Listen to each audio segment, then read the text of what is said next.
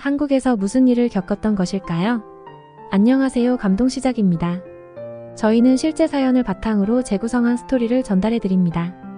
오늘은 저희 감동시작 SNS와 공식 메일로 제보받은 프랑스의 에일리님이 보내주신 감동적인 사연을 전해드립니다. 구독과 좋아요, 알림 설정은 영상 제작에 큰 힘이 됩니다. 과연 에이미에게 무슨 일이 일어난 걸까요? 해당 글은 프랑스 여성 에일리가 한국에서의 경험을 트위터에 적은 글 내용의 번역본입니다. 안녕하세요. 프랑스에서 살고 있는 에일리입니다. 사실 저희 집안은 3세기 넘게 프랑스 명문가로 자리매김한 웬델가입니다. 재력에선 부족한 점이 없는 집안이라 자녀들의 교육과 문화에 힘을 쓰고 있죠. 저와 남편은 해외 무역업을 하면서 만났어요. 둘 다 웬델가 출신이라 사실 일하지 않고도 먹고 살 수 있는데 우리 둘은 스스로 뭔가를 잃어보고자 하는 욕구가 강하다 보니 사업을 시작하게 되었어요. 우리 사이에는 예쁜 딸 에이미가 있습니다. 에이미는 무탈하게 커졌고 우리 부부의 성향을 닮아 도전 정신이 강했어요. 아닌 게 아니라 에이미가 하이스쿨로 입학한 15살이 되자 웬 종이를 주면서 부모님 동의가 필요하다며 사인을 해달라는 거였어요. 자세히 읽어보니 스카우트에 가입하겠다는 거였어요. 그리고 올해 1월에 한국에서 열리는 스카우트 잼버리에 참가한다는 내용이었죠. 저는 한국이라는 말에 걱정이 앞섰습니다. 남편과 해외 무역하면서 한국이 얼마나 불안정한 곳인지 알고 있거든요. 북한의 미사일은 항상 도발을 하고 있고 중국발 황사 등 공기도 안 좋고요. 무역업을 하면서 경제적으로 미약한 나라는 뒤탈도 많아서 사실 한국에 대한 이미지가 안 좋았습니다. 저는 에이미에게 다음번에 열리는 잼버리 대회에 나가자고 설득했어요. 하지만 에이미는 잼버리는 14세에서 17세까지만 갈 수 있어서 생애 단 한 번 있는 기회라고 했어요. 4년 뒤에 열리는 잼버리 때는 에이미가 18살이어서 갈 수가 없다고 하더라고요. 딸 아이가 이번 잼버리 행사에 참여한다고 해서 확인해보니 잼버리는 정말 4년마다 열리는 세계적인 청소년 야영 축제 활동이더라고요. 제가 생각해도 정말 재미있겠는데 에이미는 얼마나 신이 날지 생각만 해도 미소가 지어졌어요. 하지만 개최 장소가 한국이라는 것은 여전히 못마땅했죠. 그렇지만 에이미의 강한 설득에 저는 동의서에 서명을 해줬습니다. 에이미는 야영을 하는 것도 재밌는데 전 세계 150여 개에서 온 수만 명의 친구들과 함께 참가한다고 정말 대단한 경험이라고 좋아했어요. 비용은 700만 원 정도 들었어요. 12일간 비용 치고는 많았지만 제가 아이의 참가비를 대줄 수 있는 넉넉한 형편이라는 것에 감사했어요. 그리고 프랑스 스카우트 연맹은 잼버리 참가를 위해 아이들은 잼버리 대회를 하기 6개월 전부터 쿠키를 만들어 팔거나 중고 마켓 등을 하면서 일부 참가비를 스스로 벌게 했어요. 에이미는 7월 마지막 날 한국행 비행기를 탔습니다. 그리고 도착해서 휴식한 후 숙소 사진을 보내줬어요. 아름다운 바다를 배경으로 하는 곳이었는데 찾아보니 새만금이라는 지역이었어요. 사진을 보니 조금 안심이 되었어요. 그런데 기쁜 마음으로 한국에 간 에이미는 첫날부터 믿기 힘든 이야기를 했어요. 생각보다 상황이 열악해 힘들다고 하더군요. 머물던 텐트에 물이 차기도 하고 약을 뿌려도 달려드는 벌레떼들 때문에 밤새 잠을 설쳤다는 이야기를 들었습니다. 한국의 여름 온도가 35도 이상이었다고 해요. 날씨는 그럴 수 있는데 스카우트 요원들이 행사하는 곳에는 마땅한 그늘이 없었다는 거죠. 한국은 지중해와 달라서 여름이 정말 습하고 더워요. 유럽은 덥더라도 그늘 안에 가면 시원한데 한국은 습도가 높다 보니 에어컨이 없으면 정말 견디기 힘든 곳이라고 하더라고요. 그런데 스카우트 요원들의 행사장에 그늘이 없었다고 하니 정말 어이가 없었습니다. 잼버리의 부실한 준비는 센스로 퍼지기 시작했어요. 저는 페이스북에 올려져 있는 사진을 보고 경악했습니다. 우리 대원들이 벌레에 물려 물집이 잔뜩 잡힌 모습으로 다니고 있었어요. 그늘이 하나도 없는 갯벌에 아이들이 다니고 있고 수도시설이 잘 되어 있지 않아 제대로 씻지도 못하고 있었어요. 그리고 밤에는 비가 왔는데 야영장 텐트에 물이 들어와 잠을 이루지 못했다고 해요. 한국 뉴스를 들어보니 열대야로 잠을 못 잔다던데 아이가 고생할 생각을 하니 이만저만 화가 나는 게 아니었어요. 심지어 고온 속에 제대로 먹지도 못한 어린 친구들이 하나둘 쓰러졌는데 응급처치도 제대로 못했다고 하더라고요. 속에서 울분이 터졌습니다. 그럼 그렇지. 역시 미개한 나라야. 예전에 한국의 모습을 그대로 갖고 있어. 한류는 포장된 거였어. 어떻게 국제적인 행사를 저렇게 준비할 수 있지? 하며 저는 한국 잼버리를 보낸 것을 후회하고 있었어요. 다행히 프랑스 스카우트 연맹에서는 한국에 간 잼버리 참가자들을 당장 퇴소하기로 결정했다고 했어요. 그래서 5일 날 서울 호텔로 이동 후 프랑스로 돌아온다고 했어요. 저도 에이미와 계속 통화하며 상황을 전해들은 결과 당장 한국에서 벗어나는 게 좋겠다고 생각했습니다. 그런데 뉴스 기사를 통해 퇴소가 확정됐다는 소식을 전해 듣자마자 프랑스 스카우트 연맹 측에서 전화가 왔습니다. 참가자들은 곧바로 프랑스로 가는 것을 원하지 않고 한국의 수도인 서울에 잔류하며 마무리 일정을 소화시키고 보내겠다는 이야기였죠. 제대로 준비도 못하는 한국에서 또 머물겠다고 하니 저를 포함한 대부분의 부모들은 반대했지만 잼버리 참가자들은 격렬하게 자신들의 뜻을 고집했어요. 그래서 결국 남은 일정을 서울에서 잔류하기로 결정되었죠. 저는 너무 불안해서 남편과 함께 한국행 티켓을 샀어요. 에이미와 계속 연락은 하겠지만 일이 또 어떻게 될지 모르잖아요. 딸이 안 온다고 하니 그럼 우리가 가야죠. 우리 부부는 회사 일정을 미루고 짐을 싸고 샤를드골 공항으로 가서 한국행 비행기에 몸을 실었습니다. 보안이 필요할지도 모르니 사설 보안 업체를 통해 한국에 있는 보디가드를 몇 명 섭외해 놓았습니다. 한국까지 오는데 비행기로 14시간이 걸렸습니다. 인천공항에 도착하자마자 습도 높은 한국의 열대야 공기가 바로 느껴졌어요. 예전에 태국으로 여행 갔을 때만큼 꽤나 높은 온도였어요.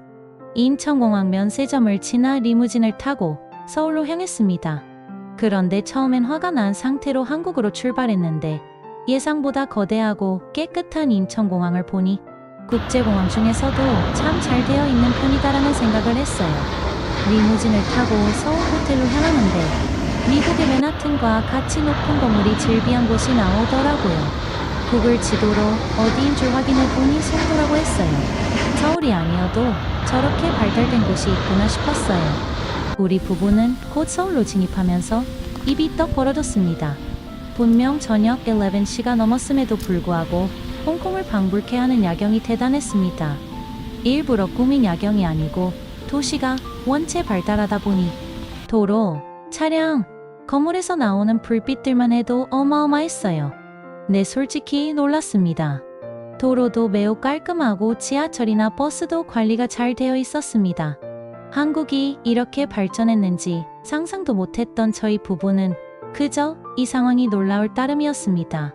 그렇게 저희 부부는 감탄을 뒤로한 채 에이미에게 위치를 물어보려 연락했는데 금요일 밤 자기 전 연락을 해주던 에이미가 그날따라 연락이 없었습니다.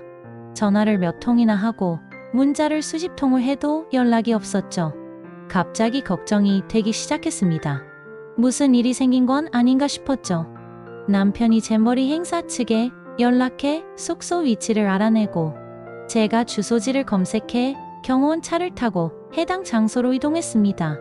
숙소에 도착해 담당자에게 물어보니 오늘은 참가자들의 부탁으로 늦게까지 노는 걸 허락했다고 하더군요. 그래서 종로에서 문화재를 관광하고 늦게서야 저녁 식사를 한다고 했어요. 약간은 마음이 놓이더라고요.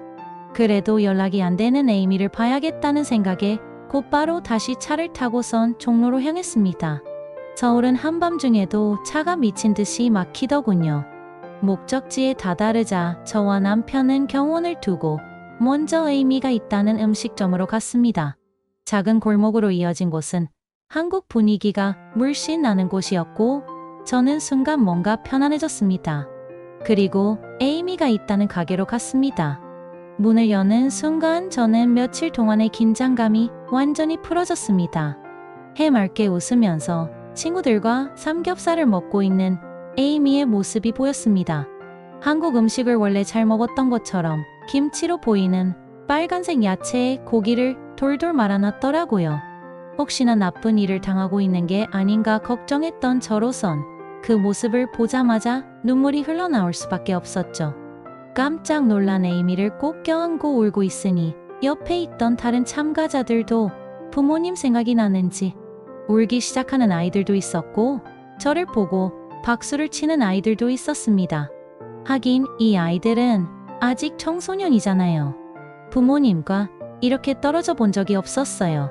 저와 에이미도 이렇게 오래 떨어진 것이 처음이었으니까요. 눈물과 땀으로 번복된 우리 부부에게 가게 사장님은 시원한 음료수를 주셨어요. 프랑스에서 왔다고 하니 새만금의 잼버리 대응은 유감이라면서 부디 한국에서 좋은 기억을 가져갔으면 좋겠다고 하셨어요. 저는 사장님이 준 음료수를 단숨에 들이켰어요. 그것은 처음 먹어본 맛이었습니다. 아이스티처럼 달콤하면서도 머릿속까지 시원해지는 특이한 맛이었어요. 그리고 음료수에 뭔가 동동 떠다니더라고요. 남편이 사장님에게 이건 어떤 음료수냐고 물어봤더니 한국의 전통 음료 수정과라고 했어요. 저는 속으로 아이들이 잼버리에서 이런 음식들을 접하면 정말 좋았겠다 하고 아쉬워했어요. 가게 사장님 덕에 빨리 진정을 찾은 우리는 에이미와 함께 이야기를 나눠보았어요. 에이미는 서울에 오고 나서부터 정말 재밌었다고 하더라고요. 길거리 버스킹 공연도 정말 많고 경복궁, 창경궁 같이 아름다운 고궁을 보니까 신기했다고 해요.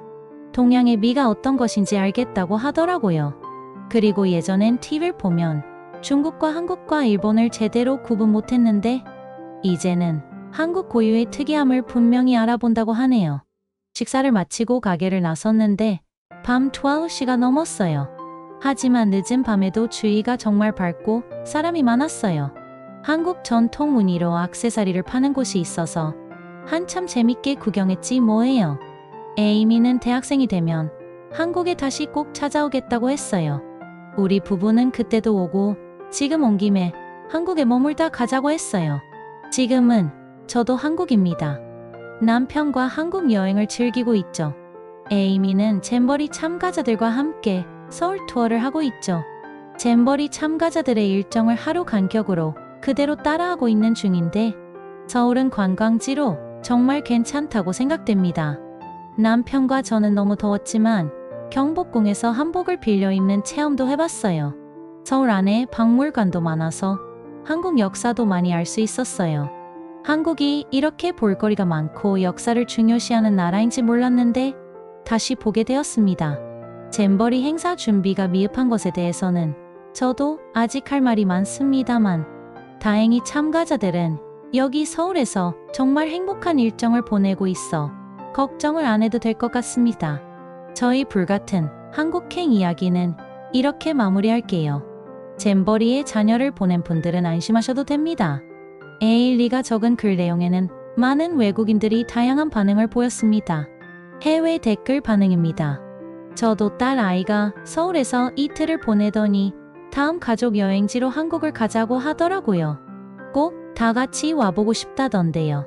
한국에 대해 알아보는 중인데 관광지로는 좋지 않을까 하는 생각입니다. 저희 아들도 지금 한국 잼버리에 참가해서 퇴소하고 서울입니다. 10시면 자는 애가 새벽 2시에 연락이 와서는 잔다고 하더라고요. 확실히 치안은 보장되어 있는 나라다 보니 밤에 마음 놓고 돌아다닐 수 있는 것 같네요. 한국으로 가족여행을 한번 가보는 것도 좋을 것 같습니다. 지금 전 세계적으로 한국에 관한 안 좋은 뉴스가 연신 보도되고 있는데 뭐가 진짜인지 모르겠습니다. 우리는 조기 퇴소는 안 했는데 태풍 때문에 서울로 이동했다고 하더라고요. 또한 잼버리는 정치인들과 주최 측에서 준비와 대응이 미흡했던 반면 한국 사람들의 따뜻함을 느낄 수 있었다고 하는데요. 군산 시민들은 어른들이 미안해라며 무상으로 얼음물과 이온 음료를 수백 병씩 매일 현장으로 공수하기 시작했습니다. 이를 운반하기 위해 한 꽃게 음식점에서 냉동고를 기꺼이 내어주기도 했다네요. 부안 시민들도 얼음물 4만 병을 확보해서 현장에 전달했으며 기업들도 구원 투수로 나섰습니다. 삼성은 신입사원 150여 명을 새만금으로 급파에 환경 미화를 돕기로 했고, 평택과 화성 반도체 공장 등에서 견학 프로그램을 만들어 잼버리 참가자들을 초대하기로 했습니다. A는 넷쿨러와 휴대용 선풍기 등을 지원했고, B그룹은 아이스바와 빵을 매일 제공하기로 했습니다. 잼버리에 참가한 많은 청소년들이 한국에서 좋은 경험을 만들고 왔으면 좋겠습니다. 무사해서 다행이에요. 한국은 살기 좋은 나라라고 알고 있었는데 이번 일로 인해 인식이 안 좋아져서 진짜 모습이 궁금하네요. 에일리가 딸 에이미를 위해 방문한 한국 여행. 다행히 좋은 이미지를 가져가게 되어 잼버리 대회의 대응을 위해 힘써주신 대한민국 분들께도 언제나 감사하다는 말씀을 드리고 싶습니다. 저는 앞으로도 계속 한국을 주변 사람들에게 홍보하고 짧은 기간 동안이지만 받았던 큰 사랑을 한국인 분들에게 돌려드리고 싶다 라고 보내오셨네요. 어떠셨나요? 저희 감동시작은 실제 사연 제보를 받고 있습니다. 저희의 사연이 여러분의 하루에 작은 힘이 될 수 있었으면 좋겠습니다. 지금까지 특별한 한국의 이야기를 전해드리는 감동시작이었습니다. 구독과 좋아요를 눌러주시면 영상 제작에 큰 힘이 됩니다. 감동적인 사연을 주변 사람들에게 공유하고 함께 이야기 나눠보세요. 끝까지 시청해주셔서 감사합니다. 더욱더 좋은 영상으로 찾아뵙겠습니다.